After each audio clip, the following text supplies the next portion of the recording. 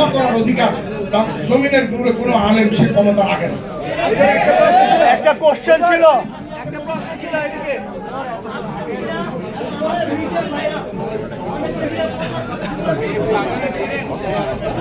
শোনেন যে জুবাইরপন্থী সাতপন্থী নয়।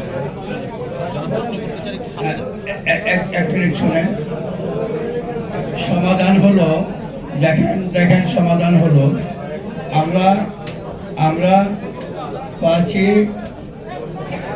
অক্টোবর সরোয়ার্দী উদ্যানে যে সমাবেশ হয়েছে, 5ই নভেম্বর সরোয়ার্দী উদ্যানে যে সমাবেশ হয়েছে, ওখানে আপনারা দেখেন বাংলাদেশের 99% শীর্ষ মুরব্বীগণ, বেফাকের মুরব্বীগণ, হাইয়াতুল উলিয়ার মুরব্বীগণ, হাটাদারি মাদ্রাসা, পটিয়া মাদ্রাসা, বাংলাদেশের শ্রেষ্ঠ মাদ্রাসার সমস্ত শীর্ষ উলামা ইকরামগণ উপস্থিত ছিলেন।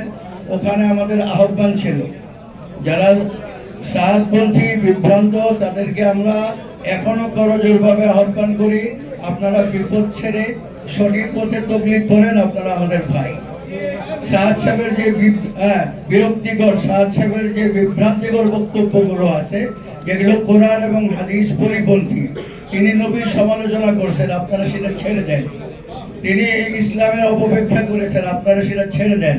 তিনি মোবাইল যদি কেউ রেখে নামাজ পড়ে বকেন, তার নামাজ হবে না, বিভ্রান্তি, এটা ছেড়ে দেন। বুঝা কোরআন শরীফ না পড়লে কোরআন শরীফ পড়া গুনাহ হবে, এটা একটা বিভ্রান্তিকর ফতোয়া, আপনারা একটা ছেড়ে দেন। ছেড়ে দিয়ে আমাদের সঙ্গে এসে দাওয়াতে তাবলীগের কাজ করেন। এই আহ্বান আমাদের আগেও ছিল, এখনো আছে, ভবিষ্যতেও আছে।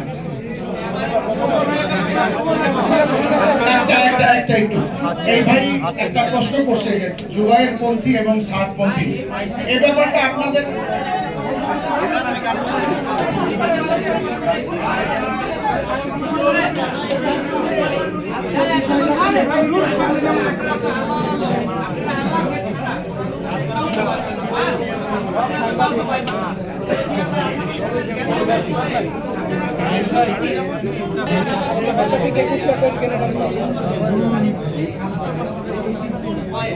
এখন কেন সরকার পরে দেশের একটা খারাপ পরিস্থিতি, এখন কেন আপনারা দুইজনেই কিন্তু আল্লাহ কেউ কাউকে তাহলে আপনাদের এই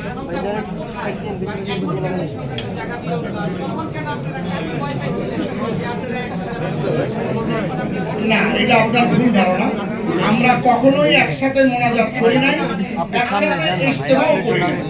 আমরা তাদের সমর্থন করি নাই, তাদের ইজতেমা তাদের নামে হোক এটা আমরা চাই নাই। তাদেরকে আমরা আহ্বান করছি যে যেভাবে পূর্বে আমাদের ইজতেমা হয়ে আসছে আপনারা আসেন। আমরা তো এ কথাও বলি, যদি মাওলানা সাদ সাহেব, আমরা এক ভাই প্রশ্ন করছেন যে এই সমস্যার সমাধান কি হতে পারে, এটা সমাধান কি হতে পারে, এই ভাই বলছেন। আমি বলি শোনেন, এটার সমাধান বিশ্ব বরেণ্য আলেম পাকিস্তানের হযরত মাওলানা মুফতি তকি উসমানী সাহেব বলছেন, মাওলানা সাদ সাহেব যদি 3টা কাজ করেন। এক, তার বক্তব্যগুলোকে বিনা শর্তে উনি যদি প্রত্যাখ্যান করেন, আর যে সকল মুরব্বীরা তাকে ছেড়ে চলে গেছেন তাদেরকে আবার তিনি কাছে টেনে নেন। আর আরেকটা হলো বাংলাদেশের তাবলীগের সাথীরা বাংলাদেশের উলামা ইকরামকে মেনে নেন।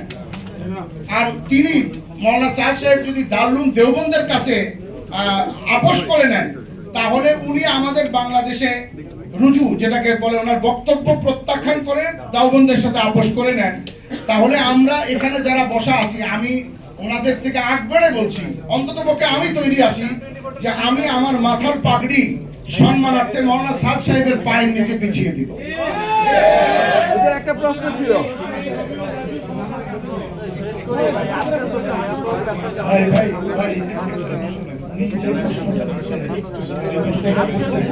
ওই প্রশ্নের জবাবটা আরেকটু ক্লিয়ার হওয়া দরকার। উনি একটা গুরুত্বপূর্ণ প্রশ্ন করছেন, সেটা হলো যে 2018-তে তারা তো মারাত্মক একটা 2018-তে তারা এই মারাত্মক নৃশংস হামলা করলো। আপনারা কিসের ভয়ে আবার ওনাদের সাথে টঙ্গীর ময়দানে একসাথে ইজতেমা কেন করলেন, কিসের ভয় আপনাদের? এই প্রশ্নটা উনি করছেন।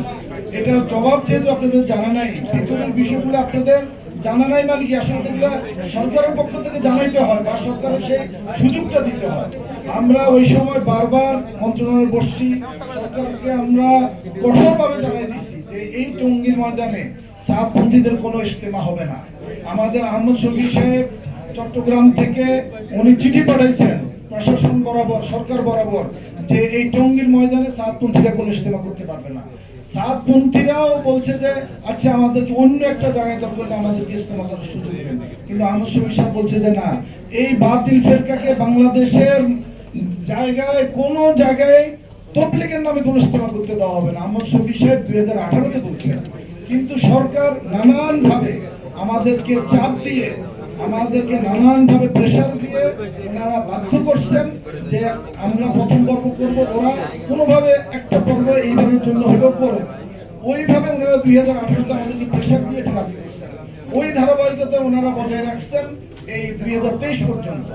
এই জন্য আমরা 2024-এ আমরা যখন এই আওয়ামী ফ্যাসিস্ট সরকার বিদায় নিচ্ছে, আমরা সরোয়ার্দী উদ্যান ময়দানে জোরালোভাবে সরকারের কাছে আমরা পেশ করছি যে আমরা যেই দাবি আওয়ামী সরকারের আমলে করতে পারি নাই, আমাদেরকে চাপ দিয়ে প্রেশার দিয়ে আমাদেরকে বাধ্য করা হয়েছে তাদের সাথে যৌথভাবে প্রথম পর্ব, দ্বিতীয় পর্ব নাম দিয়ে ইজতেমা করা, আমরা এটা আর করবো না।